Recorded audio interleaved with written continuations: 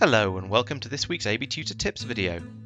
AB Tutor is very useful in schools for helping with safeguarding.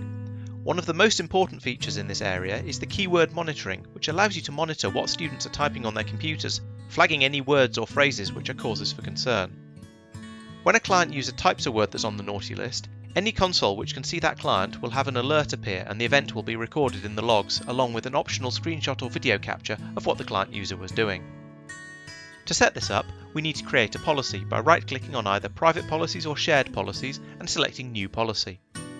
As always, you can set up network or schedule conditions if you want, but for this demonstration I'm just going to select Keyword Monitoring from the effects. On the next tab, I can configure my list of words I want to monitor for. The user will not be prevented from typing these words, it will just notify a teacher or administrator if they're used. This is because a lot of words have both innocent and nefarious uses. For example, the word kill could be used in an essay about the Second World War, or it could be used in a threat to a classmate. We leave it up to the teacher to determine whether action needs to be taken. Keywords can be added to the list using the controls on the right, with bulk add allowing a large list to be pasted in from another source in one go. At the bottom of the tab, you can choose what media is attached to the alert: nothing, a screenshot, or a video clip. Overlay user details will write the username, computer name, and the date and time in the corner of any captures. However, if this is turned off, the user's details will still be saved with the event. If you have emailing of events set up on the server, you can activate it for this policy here as well. Finally, on this tab, we have the option of turning on full word matching. This option requires the entries to be entered as a full word, that is, with spaces or punctuation on both sides. This would mean that if kill was in the list, it would match on kill, but not on skill or killed. You can also use wildcards with full word matching. If you put kill star as a keyword, it will trigger on kill and killed, but would still allow skill. Once you've finished setting up the keyword monitoring options, you can finish off the policy as normal by giving it a name and an icon, and finally clicking finish.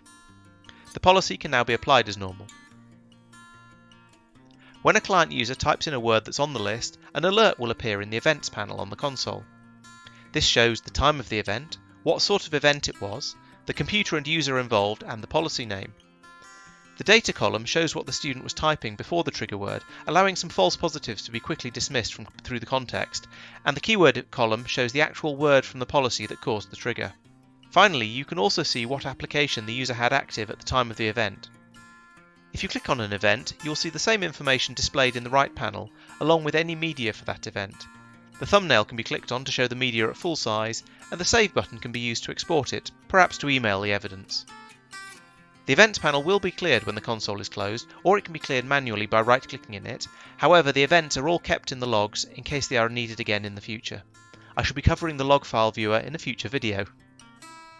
I hope this video allows you to use keyword monitoring to its full potential. However, if you have any questions about it, or any other feature, please email us at support@abtutor.com and we'll be happy to help. Thanks for watching.